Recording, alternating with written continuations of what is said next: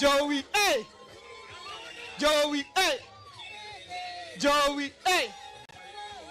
Joey, hey! Joey, hey!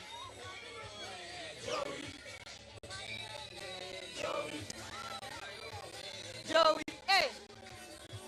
Namapuro kodi sai, Joey jamuomo. Asante bedura beda. Mane Joey mogo, mane wer modige pap. Uye. Wabiro, wan wabiro gi maino. Kenda adwa nyiso ujo Kisumo. Joma be idhi lowe pap kacha ma.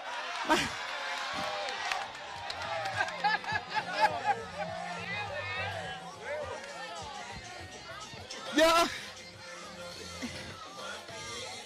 Wabiro.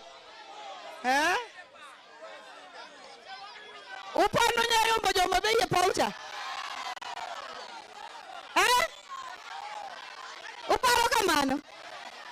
Omera wadhi oro ukata makoro ni manyire jo Kisumu wesere. Uikoru. Mkotawari. ODM. Aye nuchiek. Kendo kora luor. Kendo kora neno kudhi oro joma bei mudhi ninde pap ma piny runu nyaka loka kucho.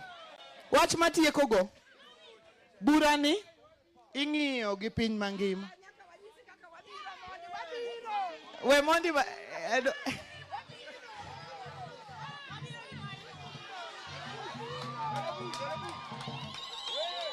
DJ wabiro.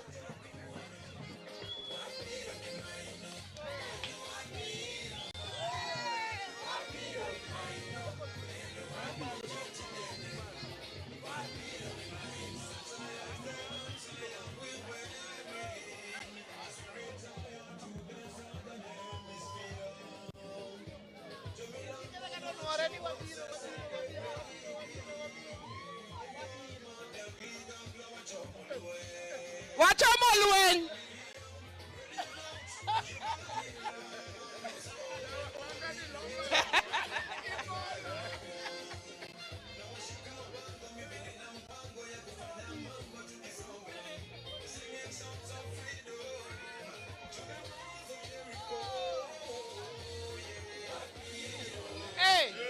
Wabiro gi maino, wadonjo.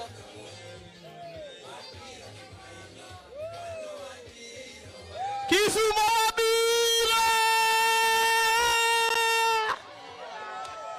Sawa DJ.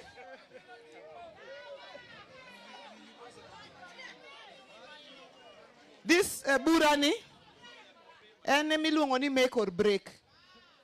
Do or die. Onge kaka idhi wacho ni ero macha nokethore we adhi alos moro. Koso di wach kamano. Ni macha to ero nokethore koro miwa uru chance machielo wadhi walos moro. Watime once and for all and perfectly. To jo Kisumo ang'enu ng'e perfection.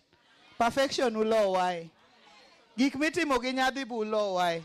Gik mitimo gi nyasi bu ulo wae. Koro waketo weche te lwetu e nying Ruoth Yesu.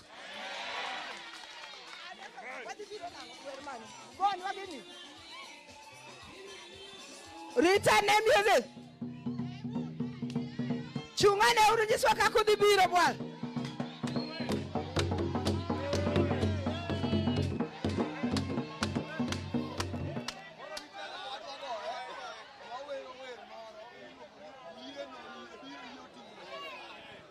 Yile mingewe.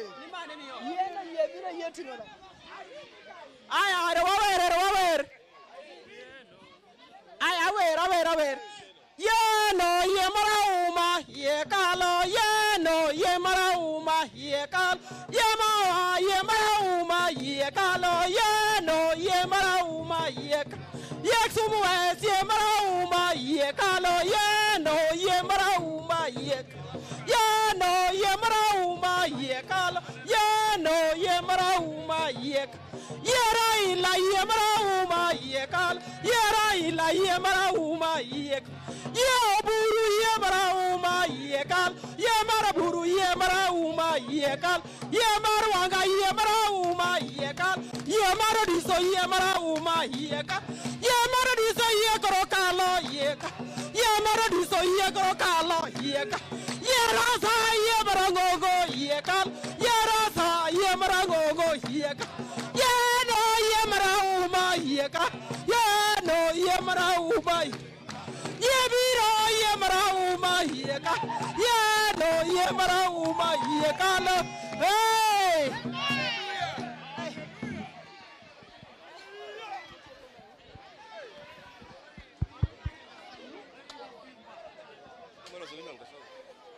Mana ber koso ok ber. Jadi morwako nyawang'e adwa nuting' na badu wanane ane. Jadi moyie gi party leader buro gi kating' nane uru badu. Jadi mowacho ni wango romo telo chairman ting' ane.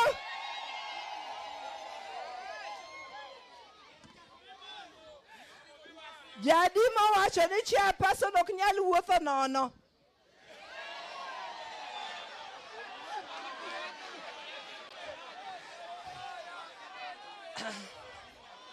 Aya, dongu ng'ega kaka wachanore.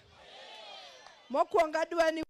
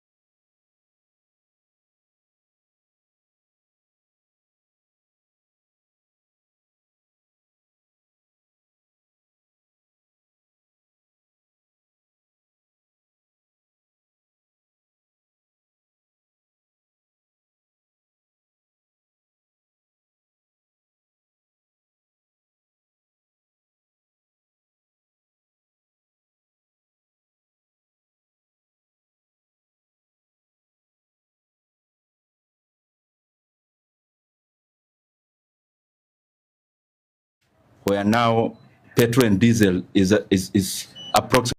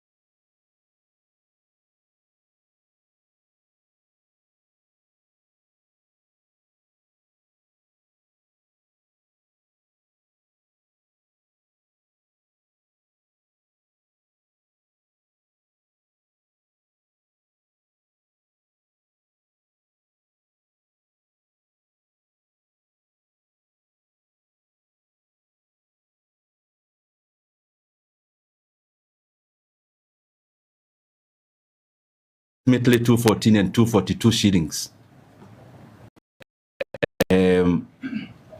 That is unprecedented, and it came as a shocker to many Kenyans, basically because the government had previously announced that the current fuel products in Kenya have been waived from the higher standards that we already had, and they permitted a higher component of sulfur, meaning we ought to be having cheaper fuel in terms of landed cost than previously, and especially given that the fuel that Kenyans are consuming now is of much lesser quality than previously.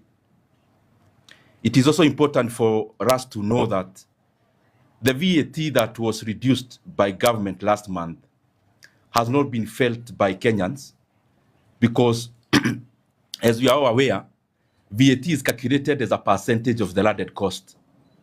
But it is the landed cost that has been increasing. And therefore, when the numerator has been increasing, what Kenyans are paying in terms of VAT has been a moving target. Therefore, that also needs to be revised. The other thing that is very important to note is that we have seen government playing games with the fuel prices, and especially political games, out of a very serious matter that we should be all concerned about. That we see EPRA releasing their Gazette notice, but every time now we have been seeing the government belatedly coming with some shenanigans of trying to reduce some components way after EPRA has given their notice. As we are aware, fuel products, and especially diesel, is an ascendant component when it comes to production, when it comes to transportation, and basically the entire facets of the economy. And therefore, when you give signals of increasing, all the other components adjust upwards, and they are sticky. That is why it is not right for the government to again then come back and purport to give some more guidance way after fuel had been increased. We saw that last month, and we saw immediately fuel went up. The other components of the economy went up consequently, and especially transportation cost. But when the government tried to, or purported to waive some components like VAT, we never saw those prices coming down because economic parameters and pricing are sticky. They are sticky. Going up is very easy, but coming down is never that easy. So it's always good for coherence when it comes to giving the guidance of prices, and for the government to always sit down. The government is one. One arm of government should not pronounce this thing today, the other thing yesterday, the other thing tomorrow. That brings in a lot of confusion to the economy. And again, the intended gains are not realized because prices upwards are always sticky in terms of when there are adjustments. The other thing is that I have a proposal which we should follow as a country, and I'm giving this proposal because the current fuel prices adjustments and the cost of it is temporal, and all the other economies understand that this is a temporary situation, and therefore any economy should be looking at not inflicting long-term crisis to the economy based on the current short-term decision making. So we have a choice to make as a country. Either we spend a little more money in terms of waivers and subsidies, and then we protect the economy going forward in the medium and long term, or then we become laissez-faire and we have a price to pay dearly in the medium and long term, economically speaking. The drastic fuel increment in terms of prices will hurt the economy of Kenya to tunes of hundreds of billions. But the amount we need to bring down the fuel prices is not even a fraction of that. It is too minute.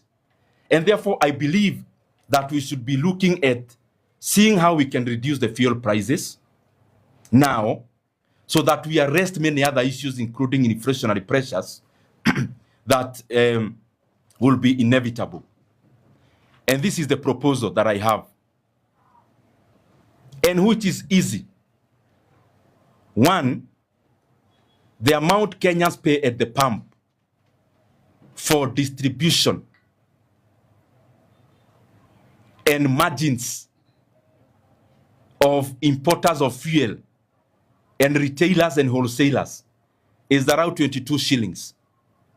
I'm proposing that we reduce by 4 shillings. Wakipata shilingi 18 hawatafuga biashara. Kila mtu sasa lazima akaze mshipi. The second thing is that we must reduce our VAT further from the current 8% to 0. In the short term, we must exempt fuel products from VAT. And the third one is that we must do away with the road maintenance levy fund, Kenya shilling 7, that was added in the year 2024 by this government. I have gone further and tabulated the amount of money that Kenyans are going to save. And if we do those measures immediately, the fuel prices in terms of pump prices in Kenya will climb down to both of them below 190 shillings. That is diesel and petrol. Around 186 shillings for super petrol and 189 shillings for diesel. These issues, some of them need some involvement of parliament. And it is for that reason that I have already written to the clerk of the National Assembly of my intention to amend the VAT Act so that we exempt especially super petrol, diesel, and kerosene from VAT, and consequently make all those products VAT exempt and move them to the first schedule. The other thing is that I've already written to the National Assembly on the intention of amending the road maintenance levy fund by abolishing the 7 shillings that was added in the year 2024. Again, as I said before, this will give reprieve to Kenyans that the current diesel and super petrol prices should come down to below 190 for a liter of either. The other thing that maybe it is important for me to highlight, which is building up to that price, is also the subsidy. Diesel, as you saw in the circular, the added cost is higher. And for those prices to come to the ranges I'm talking about, we must also provision 5 billion Kenya shillings from the Fuel Stabilization Fund so that we reduce diesel by around 24 shillings. That is why the math is coming to around 189 for diesel. All those measures will stabilize our economy in terms of not have a very erratic inflationary pressures.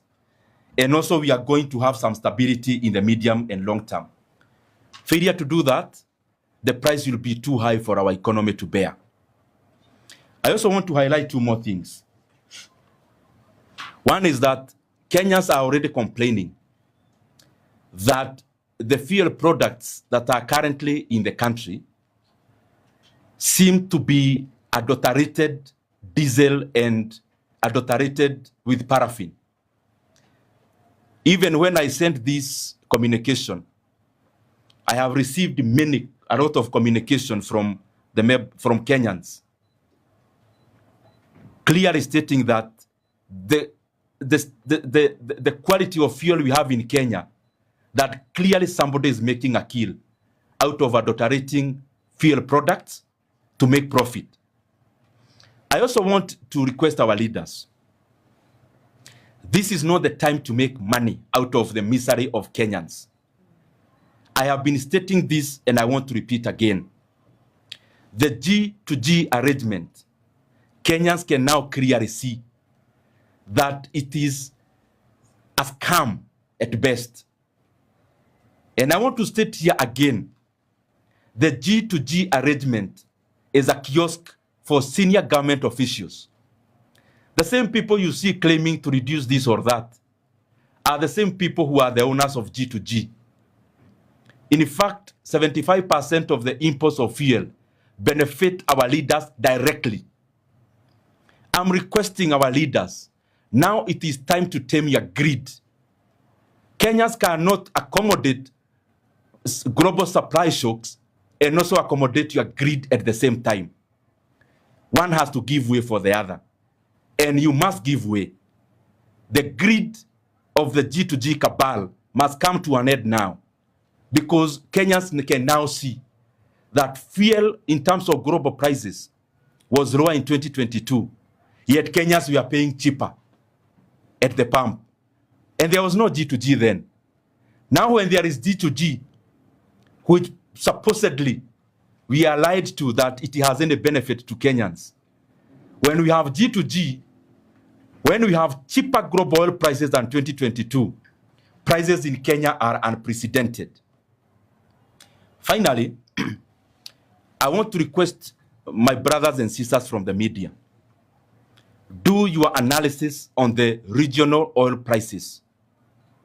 And you realize that among our regional economies, Kenya is the highest in terms of fuel prices.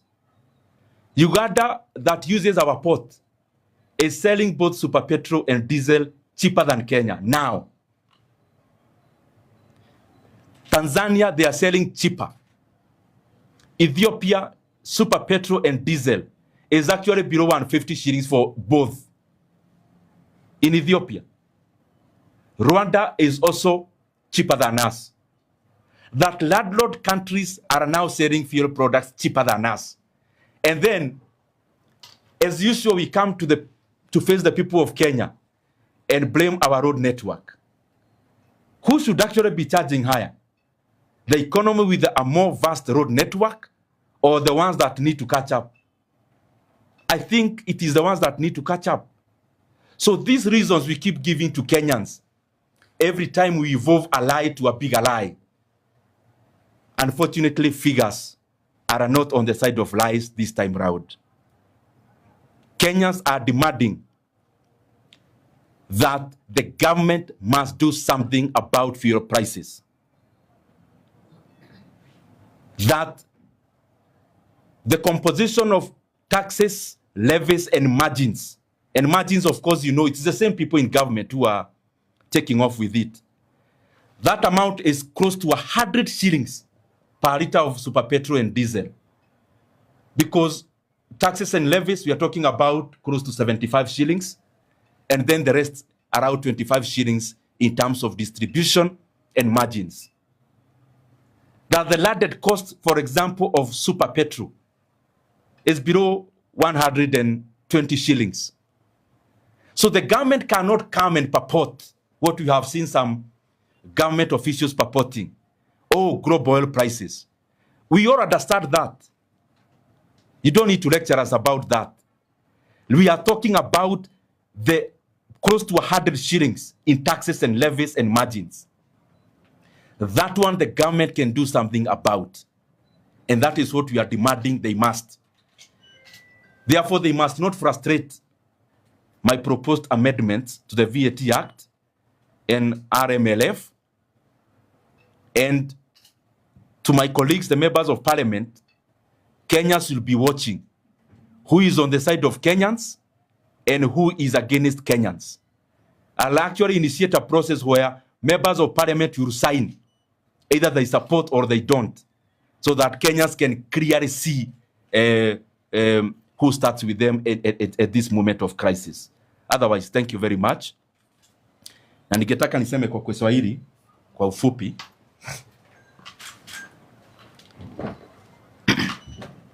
Felix, you wanted this to be closed? No. Or? Okay.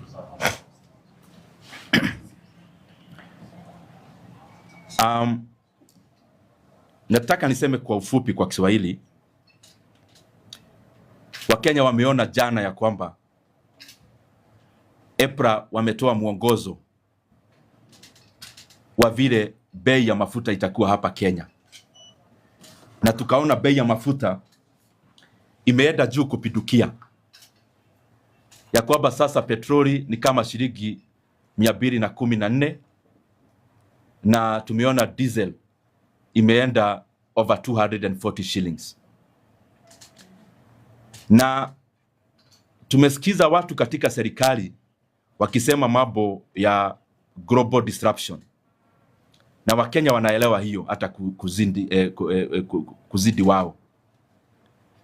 Lakini ni vizuri Wakenya waelewe ya kwamba katika lita moja kama ya petroli, shilingi kama 100 inaenda katika kodi na faida ya wale watu ambao wanahusika kwa biashara ya mafuta. Na hapo kuna kitu Kenya inaweza fanya na serikali inaweza fanya. Na ndio maana nimeandikia bunge yetu, the National Assembly, nikitaka kubadilisha ama kuamend our VAT Act, ndio tupeleke ushuru wa VAT wa mafuta wa petroli, diesel na kerosene itoke vile iko katika 8%, tuipeleke 0, ile inaitwa VAT exempt. Na pia nimeandikia bunge nikitaka kuteremsha road maintenance levy fund kutoka shilingi 25 ile inatozwa kwa sasa, tuondoe shilingi 7 ndio Wakenya wapate nafuu. Na pia kuna pesa Wakenya huwa wanachagia wakati wowote wana consume mafuta Kenya, na kuna fund inaitwa Fuel Stabilization Fund, na katika hiyo fund iko pesa ya kutosha. Na ndio nataka niulize serikali watoe bilioni nyingine 5 iende katika kusubsidize diesel, na hiyo ita subsidize diesel kama shilingi 24. Tukifanya hayo those 3 things, ya kwamba kupeleka ushuru chini ya VAT, pili levies kupeleka chini levies ya road maintenance levy fund na shilingi 7 ambayo iliongezwa na hii serikali mwaka wa 2024, na kutoa subsidy ama nafuu ya bilioni nyingine 5 ambayo already iko, tutakuwa tumeteremsha bei ya mafuta, na petroli itagharimu wa Kenya na pia diesel below 190 shillings. Tumeona ya kwamba bei ya mafuta Kenya ikilinganishwa na zile nchi jirani, bei ya mafuta Kenya ndio iko juu zaidi. Kenya iko juu ya Uganda, na mnajua petroli yote ama mafuta yote ya Uganda inapitia katika bahari yetu ama poti yetu. Hapa Kenya pia bei ya mafuta iko juu kuliko Tanzania, kuliko Rwanda na kuliko Ethiopia. Na kwa hivyo hii Kiingereza mingi tunapewa na viongozi, mambo ya road network na ingine, hiyo yote tunaelewa. Ile tatujaelewa ni kwamba kwa nini mafuta ilikuwa global prices ilikuwa juu mwaka wa 2022, ilikuwa juu kuliko sasa, na bei ya mafuta sasa iko juu Kenya sasa kuliko 2022. Hiyo ndio Wakenya hawaelewi. Lakini ndio Wakenya waelewe, ni vizuri wajue ya kwamba hii mpango tunaelezwa ya G2G, hiyo ni biashara na ni kiosk ya viongozi hapa Kenya. Nataka niulize viongozi wetu Wakenya, wakati Wakenya wanalia wakilipa nauri ya juu, inflation I'm sure itaenda juu mwezi wa Mei. Wakenya wakilia ati viongozi wetu wanasherehekea faida. What kind of greed is that? Ya kwamba viongozi wamechaguliwa waongoze Kenya, ndio wenyewe wanaleta mafuta ya G2G hapa Kenya, na hiyo shilingi 6 ya margin ya importer inaenda kwa viongozi wetu wa hapa nchini Kenya. They must be very ashamed of themselves that you are elected to lead, but on the contrary wanaona ni vizuri wafanye biashara na mafuta. Walifaidika wakati mafuta ilikuwa bei ya chini, na sasa pia wanataka waendelee kufaidika Wakenya wakati Wakenya wanalia wakinunua mafuta. Let us put our greed down, dear leaders. Kama lazima utengeneze pesa, tafadhali tuondoe hii ulafi katika hii mambo ya mafuta. Na ya mwisho Hii yote tunaona wakati already Kenya imeagiza ya kwamba quality ya chini ya mafuta inaweza sasa kuwa inauzwa hapa Kenya. Wakenya walifikiria tukiteremsha quality pengine hata bei itateremka. Sasa Wakenya wanalia mara mbili. Wanalia kwa bei ya juu na wanalia kwa gari zao kuharibika kwa vile sasa mafuta iko Kenya ni ya quality ya chini. Ni vibaya sana na ni lazima serikali wafanye kitu, and we are giving them a chance. Lazima mfanye kitu na sio tafadhali. Failure to that, we are going to communicate to Kenyans the next course of action, because we cannot continue kuangalia watu wachache wakiumiza wa Kenya, na especially when their hearts are not clean, especially when themselves are involved in fuel business and especially in importation.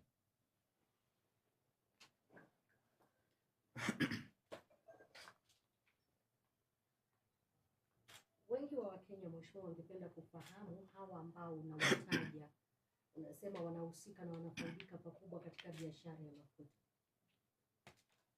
Mbona usiwataje majina? Unajua, mimi naonanga nyinyi journalists mkifanya story mzuri sana inaitwa investigative stories. Na mnafaa mnishukuru kwa kuwapea a very clear shot. Yaani goalkeeper ameondolewa, umeambiwa funga bao.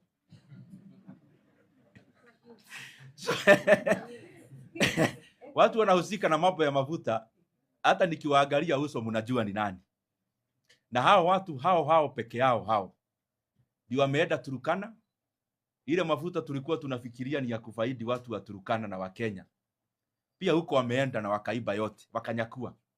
Sasa mafuta ya Turkana ni mali ya hao watu tu wanahusika na G2G, na hao watu tu ndio mtaona saa ingine kwa news wakiwachekesha hapa na pale na mambo mengi ambayo haina manufaa kwa wananchi wa Kenya.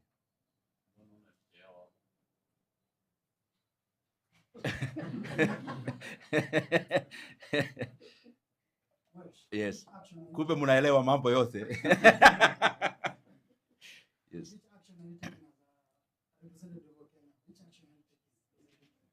I said that and I'll actually be giving you. Ni vizuri kuuliza. Yes. You said you contact Kenyans. Yeah. Before you contact Kenyans, are you taking these things to Parliament directly? No. Ni vizuri yaulize tafadhali. Yes.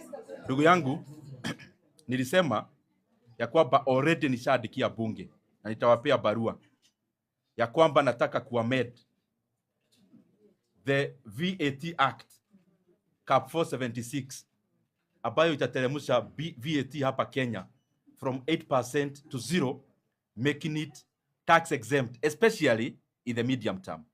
Na ni vizuri niseme, mimi naelewa kama mwanauchumi ya kwamba Kenya inahitaji hizi fedha za VAT. Kenya needs these revenues of VAT. And the more the reason, I am proposing this as a short-term intermediary measure, so that at least tugoje mambo stabilize, ndio tena Kenya inaweza endelea kucollect your revenue. Lakini in the meantime, we have to do a trade-off. Is either we give in to some money, and especially subsidy, and reduce VAT and RMLF. Either we do that, which is less costly, or then we let the economy move into a crisis by escalating, and especially diesel prices, to levels that are unprecedented, and especially given that diesel is an ascendant input in every production that we do in this country. So nishaandika hiyo barua na tutakuwa tunafanya hiyo marekebisho. Yeah. How do you connect the current situation with now the proposals that are in the finance bill and the effect thereof in the economy? What we actually thought, and I remember Gojiri, you asked me that there is a question you asked some time back about this proposal of pay, because all that this is doing is to raid into the pockets of Kenyans. So this is raiding, because anywhere you pay higher prices for consumption, your pockets is getting raided. On the other side, Kenyans expected that the government will shape up and at least reduce pay as they had purported to do. Unfortunately, they are developing cold feet, but we'll do our best in parliament to make sure that that is done. So there is a lot of correlations, and especially when it comes to raiding the pockets of Kenyans. Yeah. And I do understand that we should also be speaking directly to the common man. Yes. This is all about the future. But then what concrete assurance would you give them, keeping in mind that we're used to such conversations just ending here, Yeah. there's political boardrooms, and nothing gets to be done in the long term. Then how would you speak to the common man actually watching you this afternoon? That's a very good question. And I will need assistance of Kenyans in moving these amendments. Because what usually happens when we have these kind of progressive amendments, the proponents of government are called to sabotage it. And that is why beyond moving it on the floor, I'll also be needing the members of parliament to sign whether they are in support or not. And Kenyans must force all the leaders to support these progressive amendments, because it is for the benefit of everyone, including those who may be wanting to not to support it. Already the Matatu owners and the stakeholders are calling for already a strike. You've hinted that you want to engage Kenyans on the next course of action. Will you be part of this next course of action, the Matatu calling for the street demonstrations to push for the same, including pushing for your letter to the speaker and the clerk to have the fuel exempt? Leto, I think every Kenyan is feeling the pinch. And I'm sure every other Kenyan, all the 60 million of us, if they had an opportunity to do what I'm doing, today they would all do it.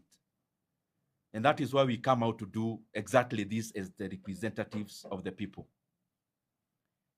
Any measure that every sector of the economy is taking is welcome. Because as Kenyans have realized, there is something peculiarly incompetent about this government. For example, you saw last month, we had done guidances and press conferences over and over, offering freely our opinions, which they ended up doing to some part. But they had to wait for last minute. Even this, I'm requesting them, whether you are going to reduce fuel prices or not is not on the table. You must reduce fuel prices. It is a matter of when. So don't buy time, my friends. Act to the point where you can act before Kenyans push you to act and you'll be in a corner.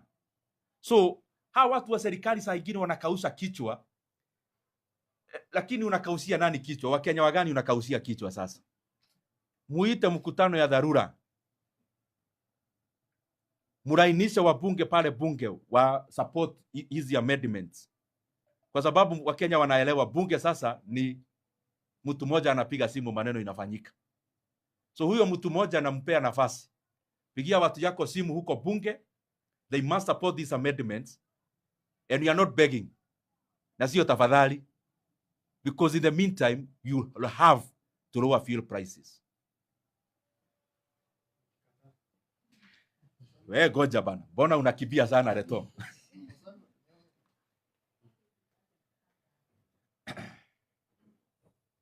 Ninaona mmetosheka ama mmemwizwa na mafuta namna hiyo.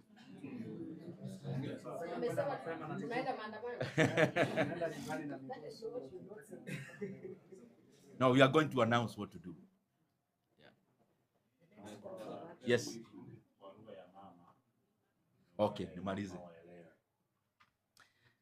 Yeah, so wacha niseme tu kwa ufupi sana so that we don't keep the others waiting. Wabere ni gucokia ngatho ni undu wa guka kwanyu.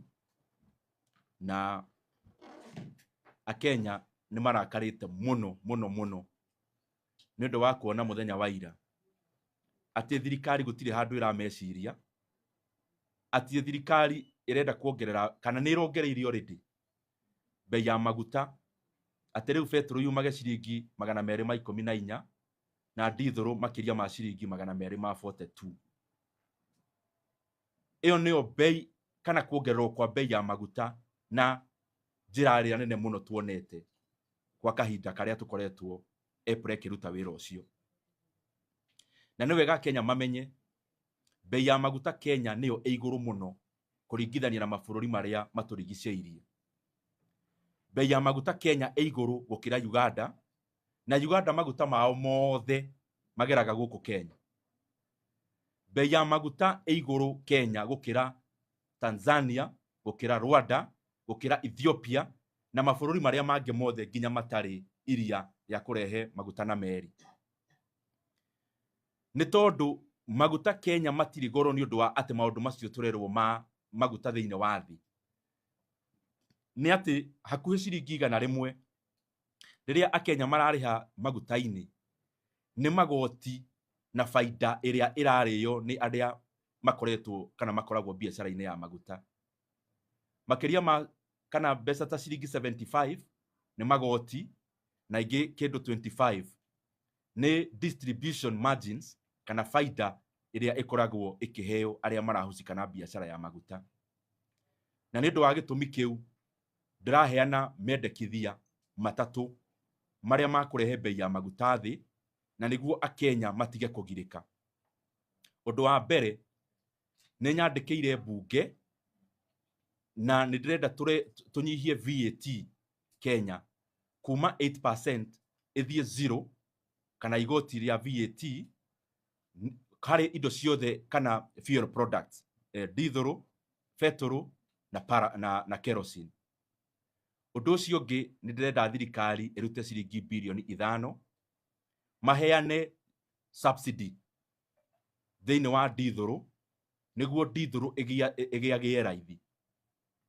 Undu ucio ungi ni ati no nginya tweherie igoti riongereirwo ni thirikari ritagwo Road Maintenance Levy Fund riongereirwo ria ciringi 7 mwaka wa 2024 no nginya rieherio riu tondu Akenya matingithie na mbere na gukua murigo uyu munene uguo.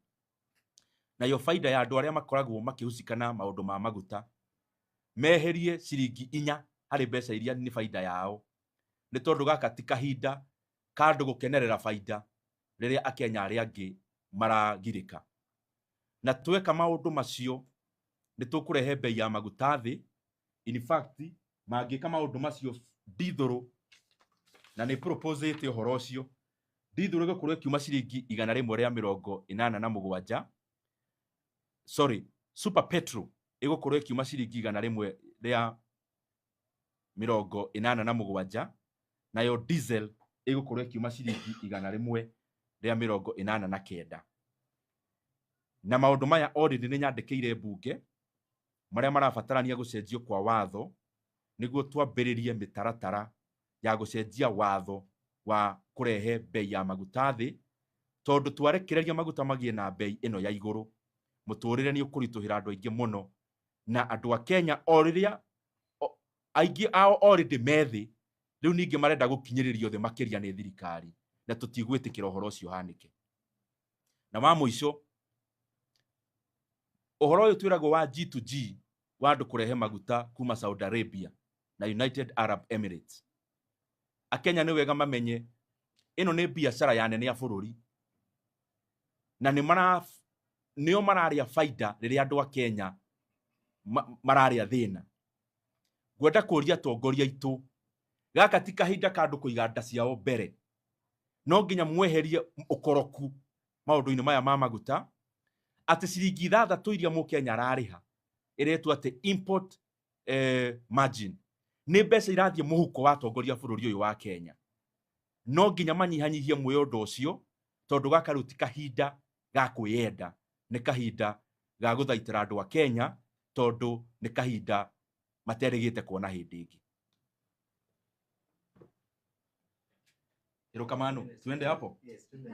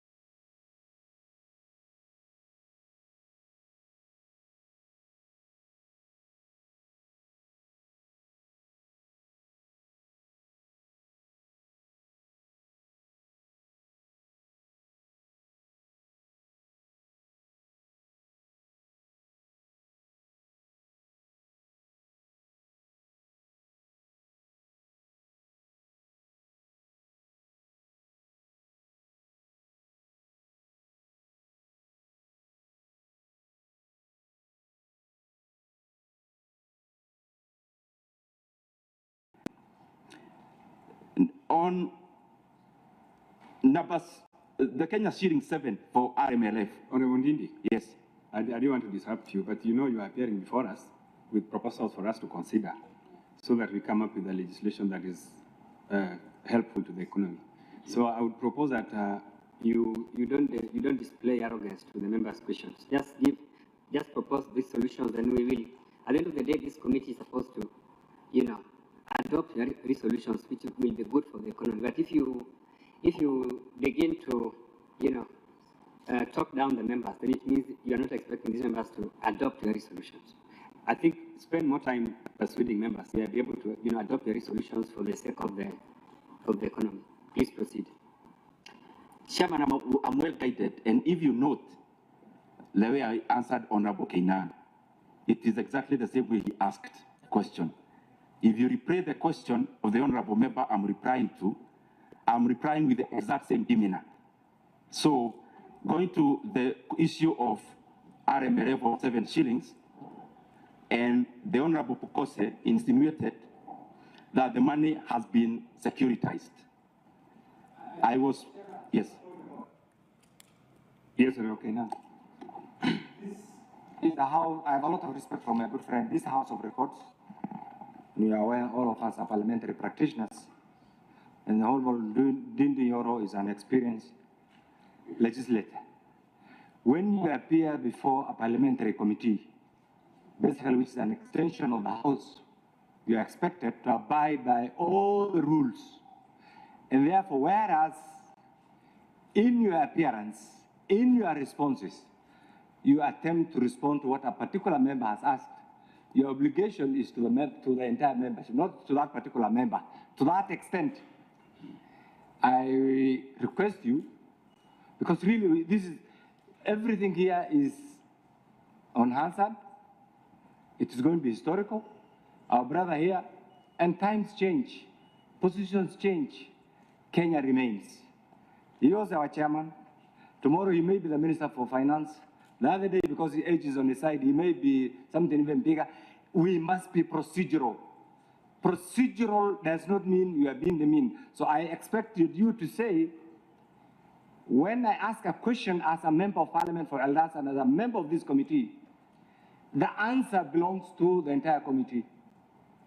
So that bit, and I know it's not saying that, so that bit I think must be corrected so that what we get is directed at the entire membership, not to the person who has asked, so that we remain procedural.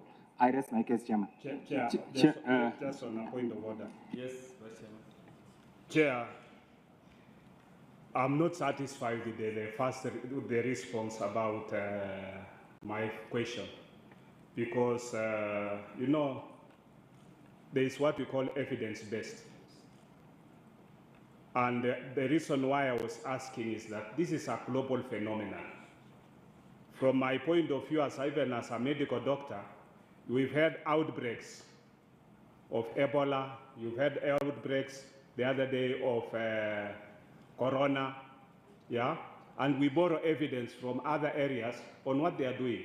They are doing immunization. So this is a global phenomenon. And I would expect it, fine, you're an economist, I'm a medical doctor.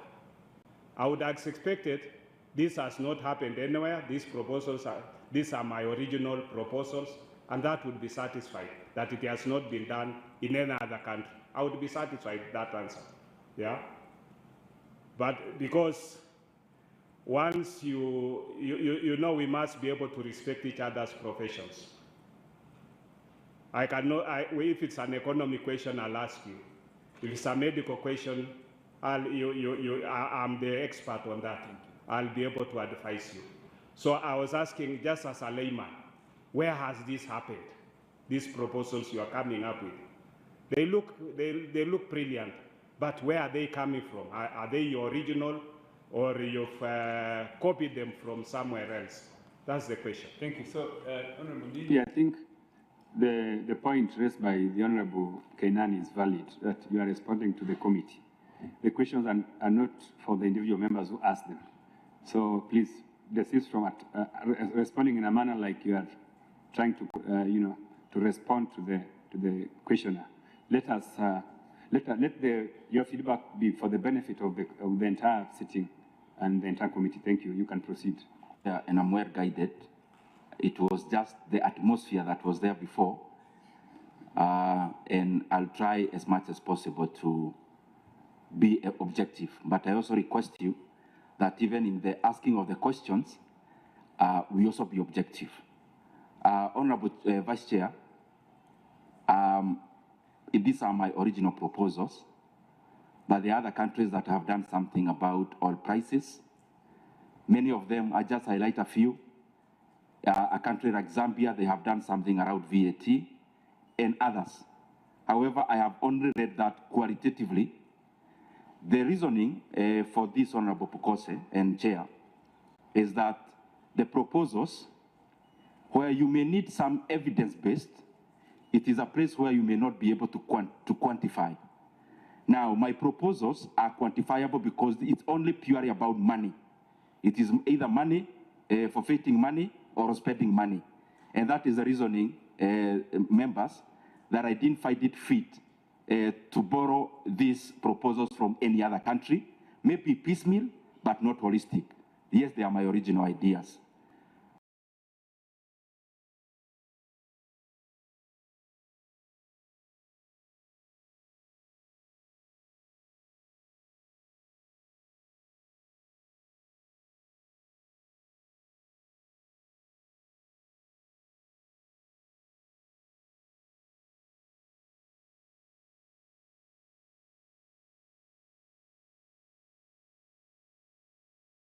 On the 7 shillings, as far as I'm concerned as a member of parliament, there is no securitization that has happened.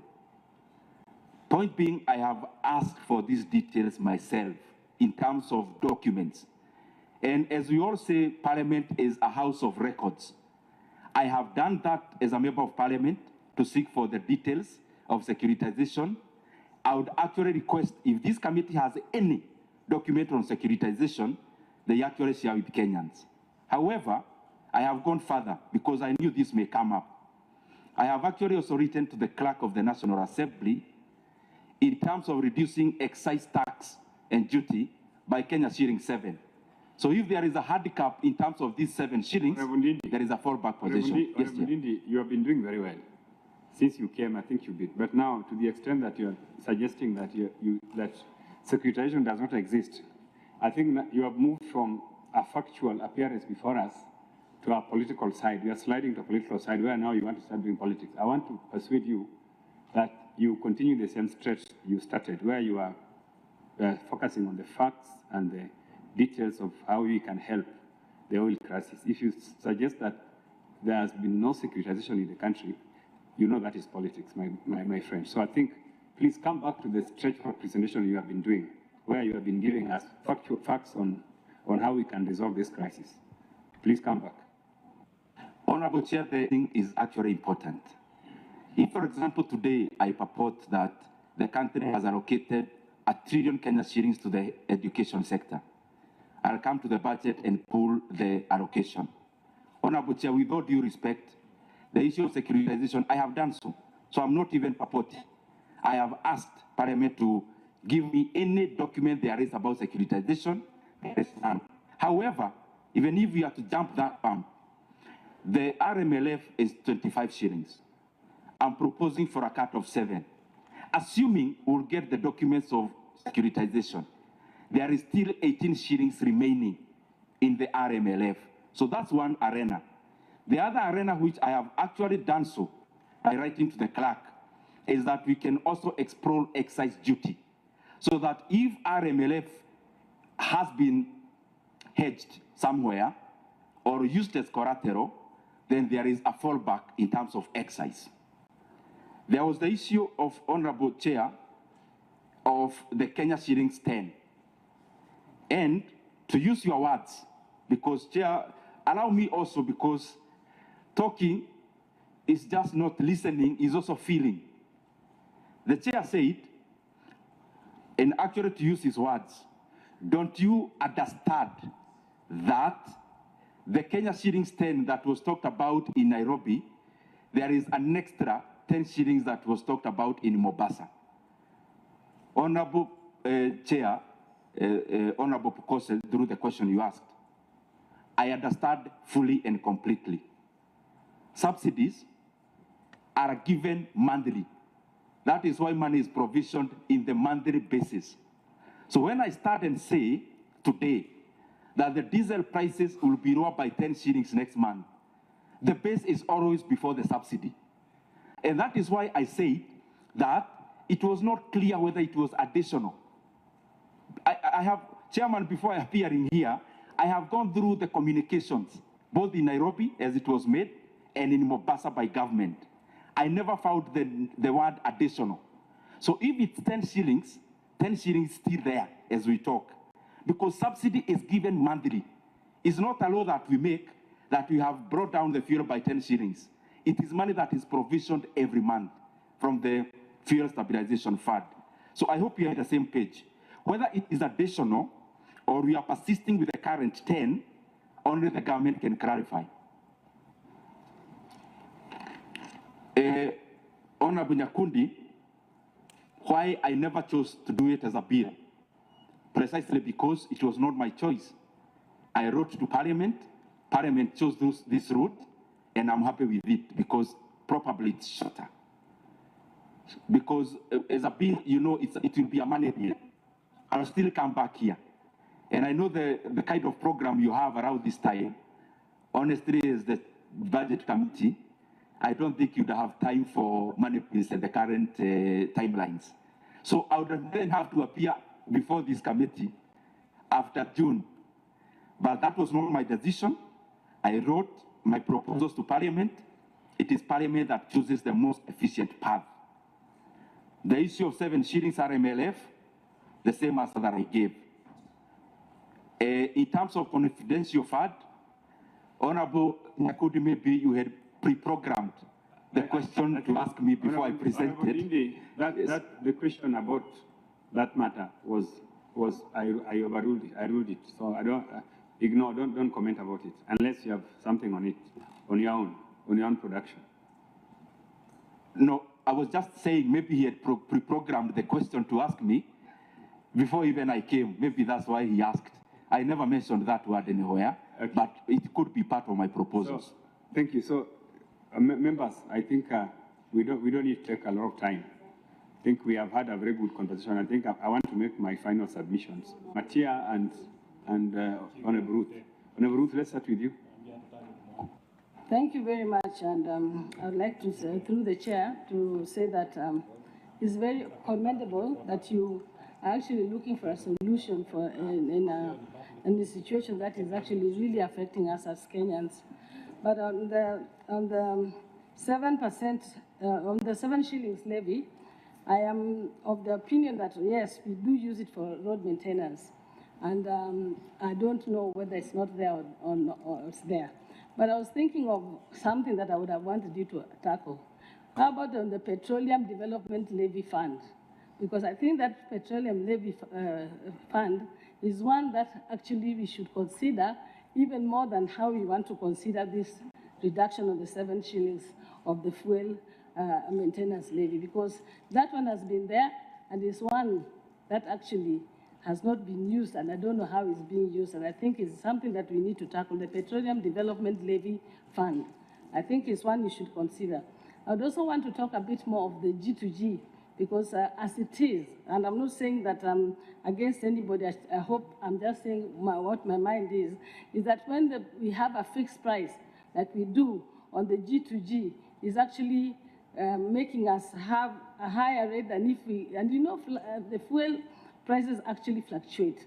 Yeah, and really, when we had the OTS, in the OTS and open tender system, we are able to determine and sometimes mostly even lower prices for ourselves. So I think that some of those ones, including in what you're saying, might help us more than the VAT that you'd want us to reduce so much, because you know at the moment VAT is a very thorny issue. So maybe those are some of the things on that your presentation. But I must say that much as you're being bashed left and right somewhere or the other, but the fact that you're courageous enough to see that we could get a solution in Kenya is commendable. Thank you. But as we are dealing with this petroleum issue, the disruption, I mean, the pricing is the end result of the disruption of what we are getting. But listening to many analysts, the biggest problem is not actually the barrel. It is what contributes the components. During the war, we are calling it the Russian and Ukraine. It is the positioning of the map. So if you look at the Strait of Hormuz and all where this war is affecting, it has a heavier component in terms of pricing. And we might not, by the way, we might not solve this problem as long as this war is going on or this problem is going on. Number two, is about the insurance of the ship. Actually, one of the reasons why we have high prices of petrol, even as we look for solutions, I think I want to go back to what Honorable Bukosa asked you to benchmark, so that we have a better way of looking at it, even if we might not get the solution in good time. Thank you.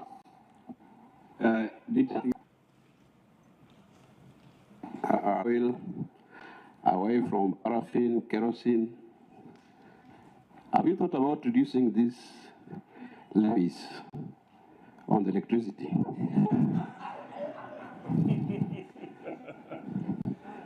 Yeah, because as we talk about diesel, petrol, the cost of electricity is also high.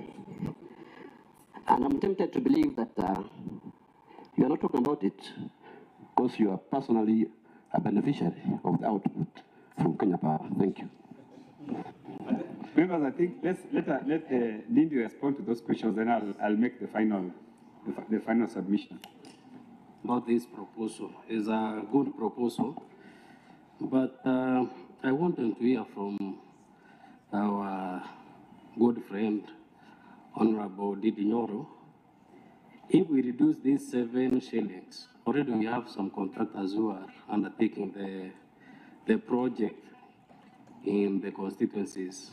What will happen to those projects? Will those projects stop or stall?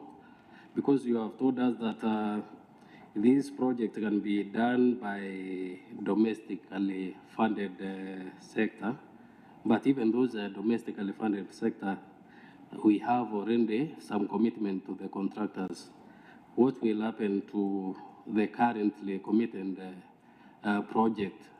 Will they continue or they will be stored for maybe to be funded in the future?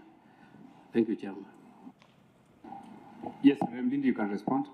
Let me start with my sister, Honorable Ruth. I agree with you 100%, Honorable Ruth, and thank you very much for those kind words. They are very scarce nowadays from people like you and my colleagues. So when I hear one, it's an outlier. Honorable Ndindi.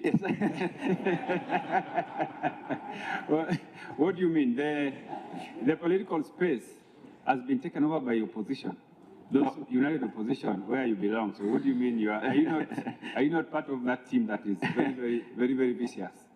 What I mean, Chair, is that when I'm doing these kind of things, I am happy Kenyans are very encouraging. I'm receiving very many messages of encouragement.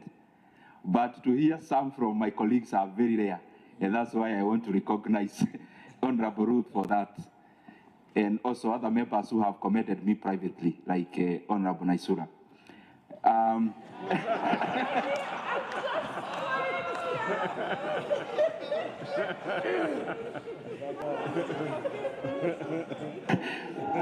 Chairman, please don't burn our house. Honorable Ndindi, please don't burn our house. Don't burn our house. Proceed. And I'll be replying to your message even later, Honorable Naisura. So the one for 7 shillings, I agree with you, Honorable Ruth. We need money for road maintenance, and the reason I say that, or in my submission, the budget is in threefold, almost equivalent. There is externally funded, we may not do there much, but there is the domestically funded budget for roads. We can cut off the 7, but then we put it through the other route. That's one. In terms of PDL, PDL is where the fuel stabilization money comes from. So we are still actually invoking it. Because if you look in my proposals, I have also proposing we get an extra 3.5 billion shillings to subsidize diesel further after these measures, so that diesel will be cheaper. So that is also in part of the proposal, but we can go further through your guidance. In terms of G2G, I may not answer here because it can be, but because you asked if the chair permits, I can go ahead. G2G, I share your opinions that we should open up the field. G2G makes our fuel more expensive. Honorable Ndindi, yes. I don't know whether I need to guide because your appearance with this committee is purely for the sake of looking at the revenue and expenditure side of the estimate. The policy issues to do with G2G, because those are policies that were taken elsewhere, in which this committee has actually no mandate. So I would like to urge you to just restrict your submissions and responses to the revenue and the expenditure aspects of your recommendations. OTS is under I'm guided, but it's only that it came up, but I'll shelve it to the right place. I think I'll urge my sister Ruth to direct that question to the right section, that department, maybe Department of Energy, Committee of Energy. Committee. Yes, thank you. Thank you very much. And before I go to the next one, thank you very much, Honorable Ruth. At least I know I have one supporter in the floor. Honorable Jamatia. You're forgetting Naisula also. Naisula is obvious. Honorable Jamatia,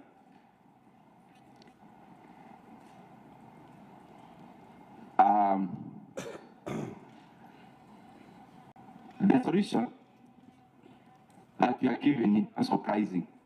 As I have shared what I wanted to say, the jokes we used to have back then, because it's a very serious matter. We'll joke over the break time. In terms of Honorable Jamatia's question, pricing of fuel in Kenya is a component of majorly two things. One is the landing cost. The second is taxes and levies. And actually the third is margins, profit margins for importers and marketers. If you take in, for example, super, landing cost, we are talking about 117 shillings. Taxes and levies, 74 shillings. Margins is around 17 shillings. The other ones are small levies. Now, in an oil-producing country, you can deal with two things. Some are talking about one is static. It's not. You can deal with the landing cost if you are a non-oil producing country. And you can deal with the landing cost based on where are you sourcing the oil and which model are you using to source the oil. That is why if you look at the landing cost of the Kenyan fuel, it is higher than the other regional economies. So that's one. Because the way we are sourcing it makes our landing cost more expensive. The second thing is taxes and levies. Yes, point of order by Honorable Jamatia. We are Honorable Ndindi, we are here because of disruption caused by the war. And one of the biggest hindrance is insurance. So that is why, even if you want to deal with the landing, that one I'm okay. But the insurance on the shipping and the ship itself is what has costed this problem. So we are looking at, and look at the distance, and look at the situation that comes with it, so that we will look at the solution by not only looking at what we have, but also the worldview. For that clarification, what I meant, Honorable, is that there is a lot we can do in terms of landing cost, sourcing cheaply. There is a lot we can do in terms of taxes and levies, and there is also definitely something we can do about lowering the margins of the people involved. However, on the insurance and disruption is already embedded in the current oil prices globally. It is already internalized. The reason why the barrel of oil has moved from $60 per barrel to closer to $100 per barrel is because of internalizing those disruptions and costs associated. That maybe ships somewhere may have to travel for a longer distance. That's already embedded. And that's why the prices of oil are higher. So these are not extra costs over and above the global oil prices. They are already embedded in the current oil prices as we see them. Honorable Aseka talked about levies in terms of electricity. I actually hope that was a joke, but what happens, Honorable Aseka, because you are my friend, there are shares you bought for Equity Bank when I was chairman of budget. You are never called when Equity Bank is increasing our interest rates for the loans we take. That is the nature of our stock market here in Kenya. That minority shareholders, you are spectators.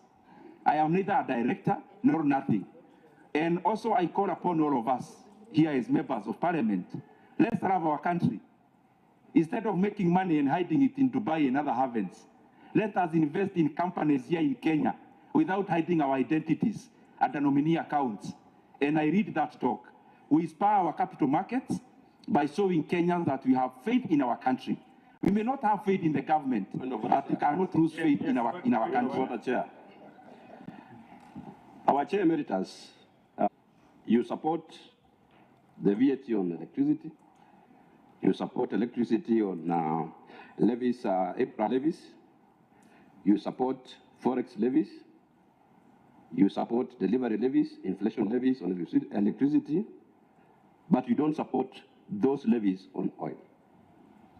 Declare your interest. Okay. Chairman, Honorable Ndindi, let me say something.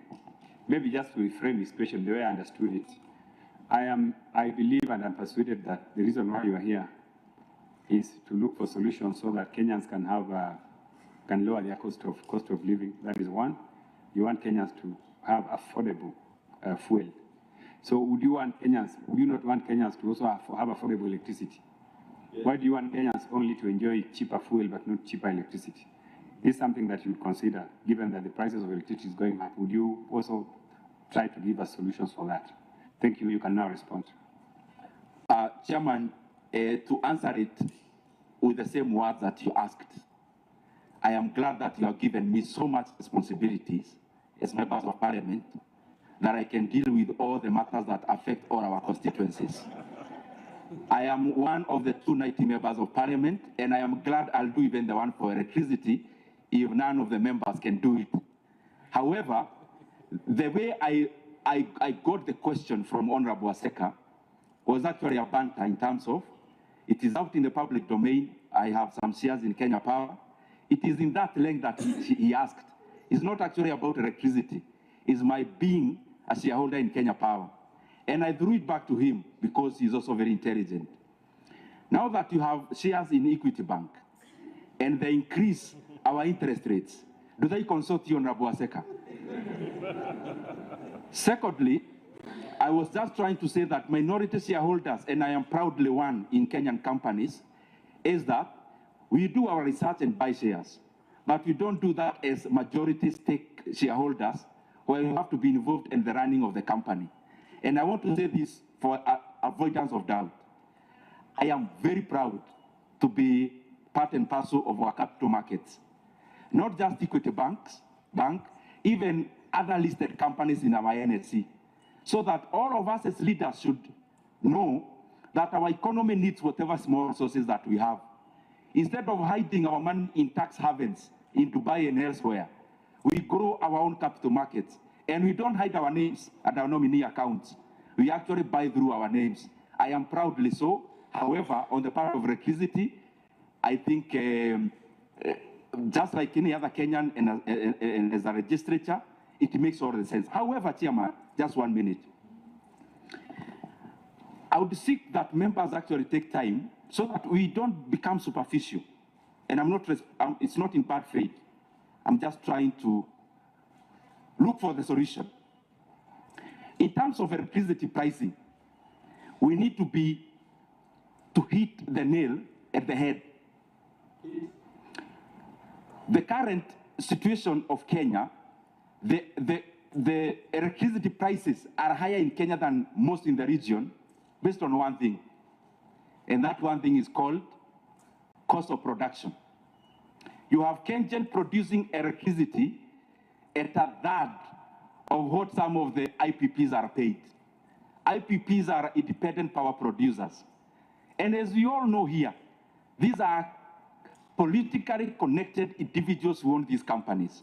So Kenyans are made to pay a tax for higher tax production of electricity just because we are feeding into some political system. So if you look at the segmentation of what we end up paying, after Kenya Power collects the money, the profit margin of the not the profit margin,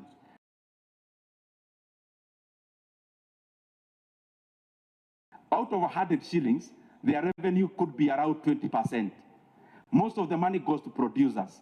If we actually need to handle this issue head on, we must deal with the issue of production. Thank you. Honorable John Paul, lastly. Honorable Ndindi, I think we can summarize. Honorable John Paul. Thank you. Chairman, point of order.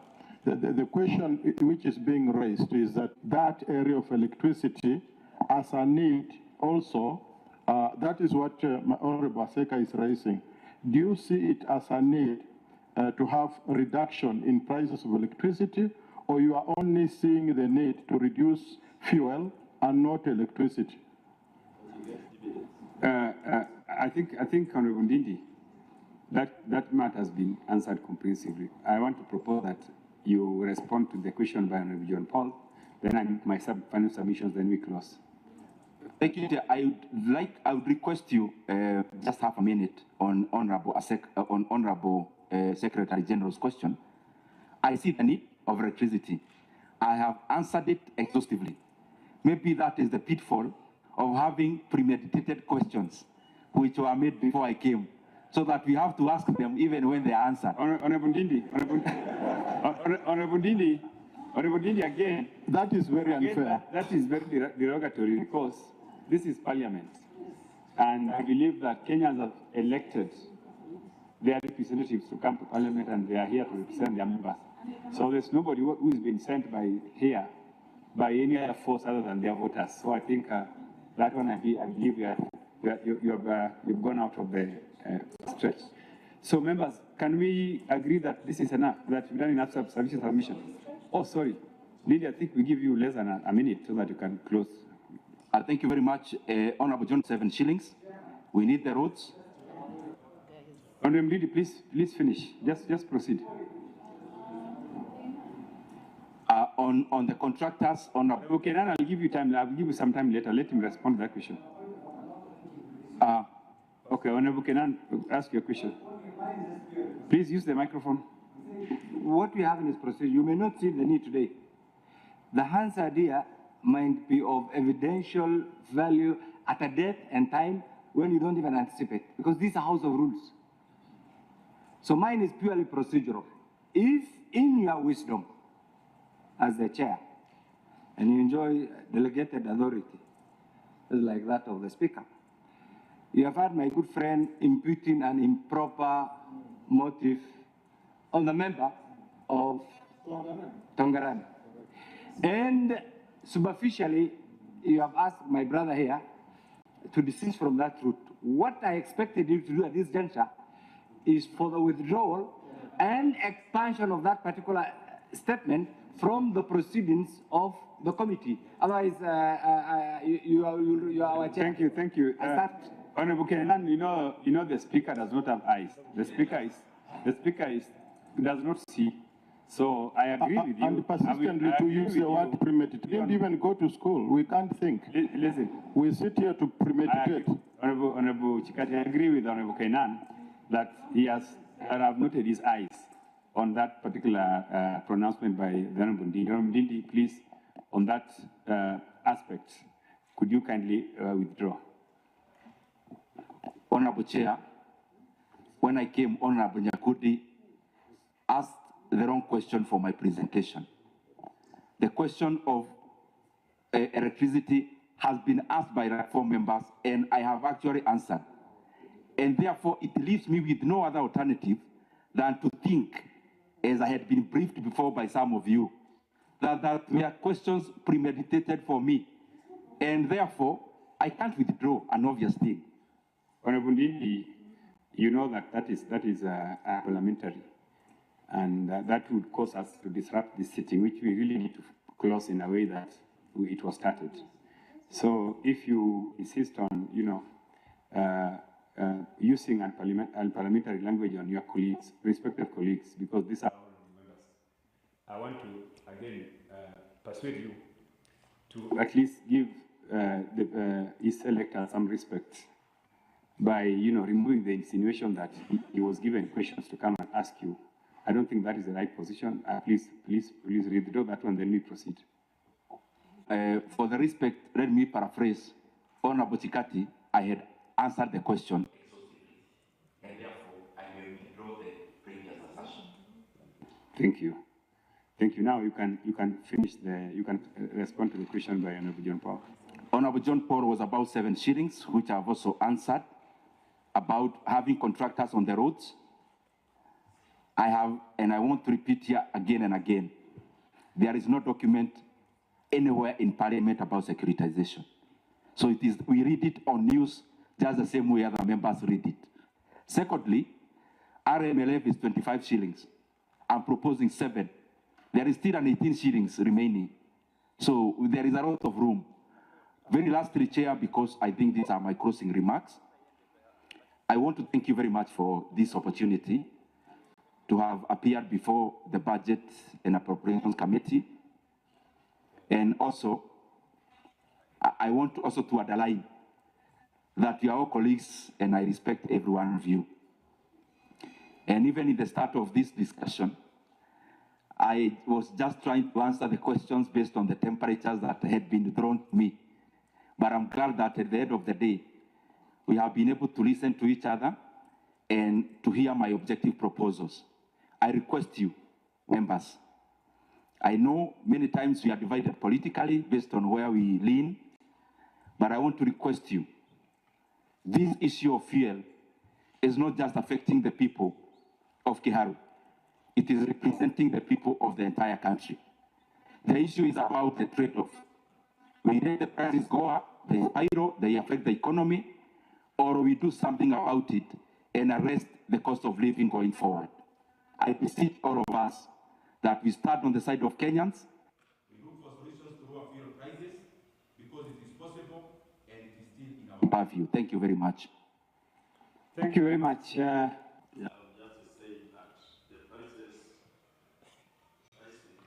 It's not affecting the people of Kiharu. Are you aware that even these prices is not affecting the Republic of Kenya only, but it is the whole world? Thank you.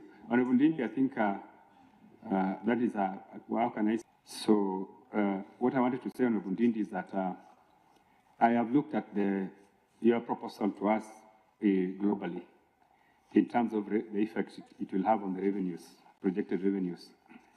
And I have seen that if we do implement what you have proposed, then we have to take a haircut of about 82.4 billion annually.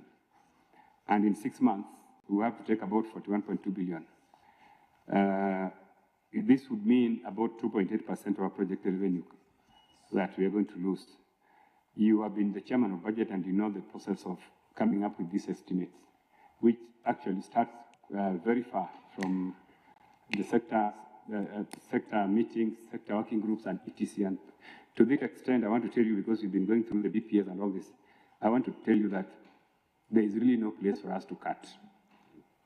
Even if we try to cut, we will not find anywhere to cut. We have cut our development allocation by about 100 billion. So from where you sit as the former chairman of budget, where would you propose that we cut? Because if we are to do this, if we are to engage in this process, we are to implement your proposal, these losses, we'll have to get them from somewhere. The other alternative we have is to affect our fiscal deficit, which, as you know, also is quite steep. So I wanted to just, as you finalize, what do you want us to do? What do you think should work, so that you advise the committee to see what we can do? Because sincerely speak to you and tell you that cut 100 billion off the budget, we were not able to do it at all. Some of the development programs that are also happening in your constituency and all the parts of the country. I was actually to request the clerk to assign for me one person from the Parliamentary Budget Office so that we aggregate the proposals that I have. I actually have proposals that can save the expenditure side of 100 billion shillings. One area that I'm targeting is that we have to decimate completely, almost completely, foreign travel. And foreign travel here, I mean for everyone. As members of parliament leading the way, the executive and the judiciary. Second is that desperate times like this calls for all of us to have haircuts.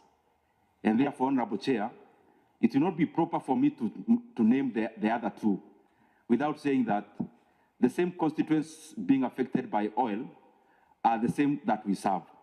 So CDF also has to sit around 2 billion shillings. The other thing, Honorable Chair, is something called O&M. And I don't want to sensationalize this meeting, but I know as much as you know. As the media has covered, and I have actually gone and tabulated, there are offices that are getting inordinately higher budget than previously.